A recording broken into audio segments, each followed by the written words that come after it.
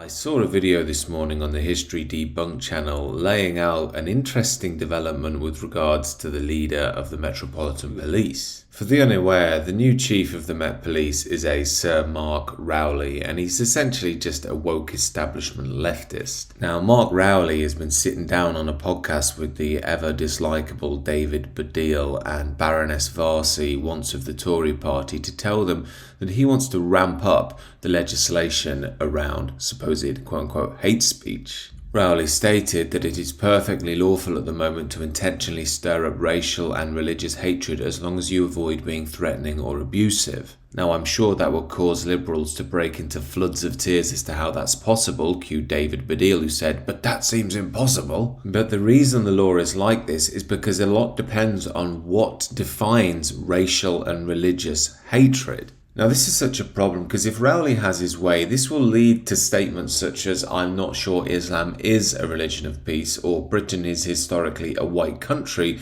becoming illegal. And as the History Debunked channel pointed out, there is an issue of free speech there. But what interests me more is how this sort of legislation is used to effectively silence any criticism of the authoritarian globalist liberal project. Now, as an example of this, Rowley draws upon the quote, "faux intellectual arguments that go to global Jewish conspiracies, grand great replacement theory. If you look at someone who's churning that stuff out, it's hard to come to any conclusion other than their intent." So ostensibly, Mark Rowley wants to bring in a new policy which makes any quote-unquote far-right online conspiracies illegal. And with a likely Keir Starmer Labour Party premiership on the way, that sort of legislation may well pass.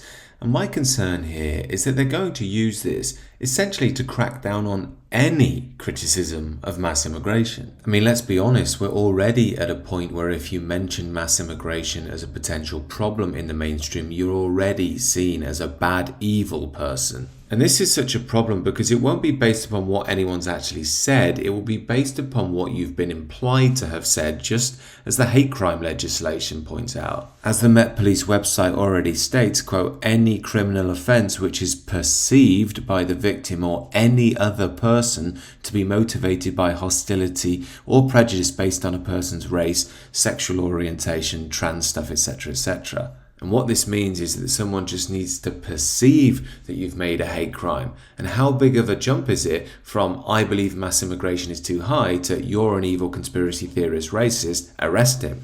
I mean, we're already at a point where any conversation around mass immigration is referred to as dog whistle politics by the progressives. So it seems to me then that under the guise of equality and diversity, they're going to use this policy to protect the liberal agenda from any criticism whatsoever. And this is exactly why free speech has to be defended and fought for. If you don't, it will be immediately taken away by an overriding political body or ideology, which is what we're seeing now. And yes, sometimes free speech can be messy and people say things that are very risky and unkind, but in the grand scheme of things, that's a relatively small price to pay for our political and personal freedom. And yes, just as you'd expect, pushing for free speech means that that's another dog whistle.